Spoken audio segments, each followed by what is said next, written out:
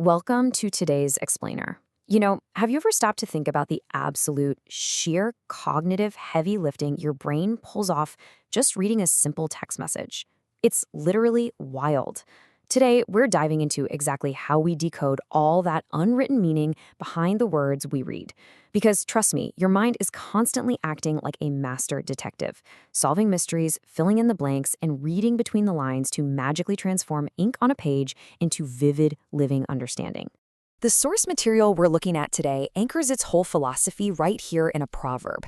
It says, "The heart of the discerning acquires knowledge, for the ears of the wise seek it out." I want you to notice that emphasis on active acquisition.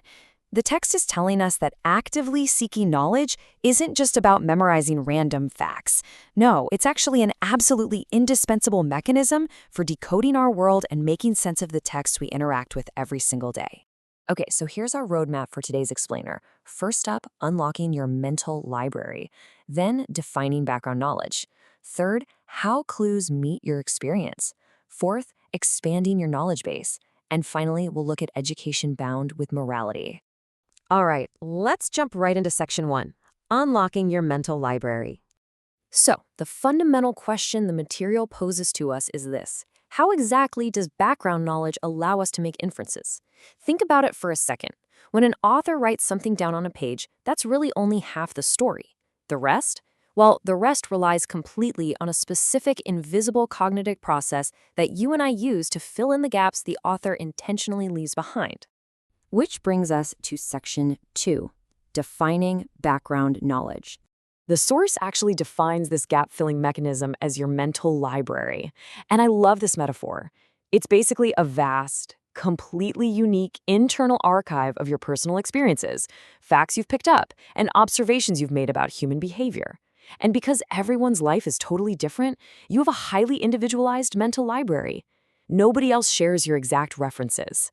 This internal archive acts as the master key that unlocks the implied meaning hiding right behind the hints an author drops. The material breaks all of this down into a really simple 3-step cognitive equation. First, you spot the clue in the text. Second, you access the relevant files in your mental library. And third, you combine those two things to generate an inference. It's essentially like building an invisible bridge of understanding, literally, sentence by sentence. Let's move on to section 3, clues meet your experience. To see how this cognitive math works in the real world across stuff like weather, culture, and human behavior, let's look at a few rapid-fire examples. If a text mentions someone grabbing a heavy coat, your library immediately flags cold weather, and boom, you automatically infer it's winter. Or say a text mentions turkey and cranberry sauce, that instantly triggers cultural knowledge of an American Thanksgiving. Even tiny behavioral cues, like someone tapping their foot, are rapidly cross-referenced with your past observations of anxiety, letting you infer impatience. The text never explicitly states any of these final conclusions. Your mental library is doing all that heavy lifting behind the scenes. Now consider how easily an author can trigger specific shelves in this internal library of yours.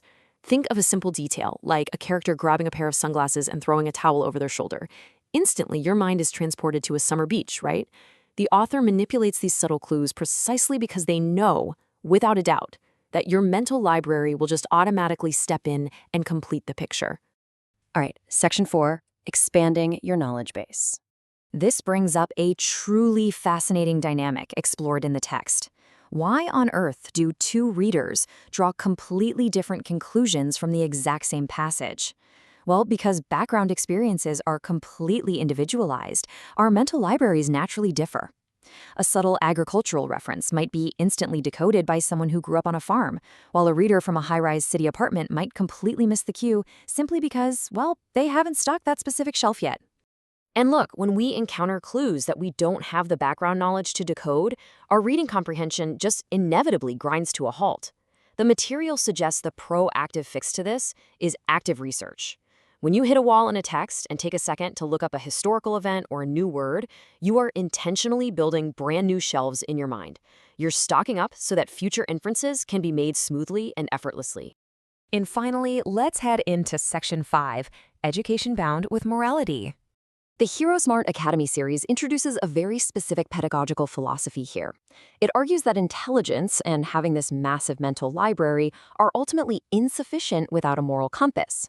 According to the source material, intertwining education with biblical morality is vital. The idea is to ensure that acquired knowledge is applied constructively rather than destructively, ultimately preventing the kind of bad choices that just end up causing hurt. To really illustrate this goal, the curriculum points straight to Romans 8:6-7, which contrasts a mind governed by the flesh with one governed by the Spirit.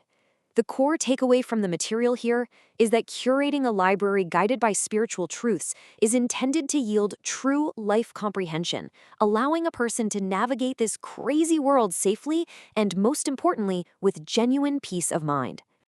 As we wrap up today's explainer, this source leaves us with a pretty incredible dual challenge. Beyond just decoding the texts we read, how does the curation of our own mental library dictate the kind of real-world choices we actually make? It's a really fascinating lens on how we process information and apply it to our everyday lives. Thanks so much for exploring this with me today, and I absolutely can't wait to analyze more topics with you next time.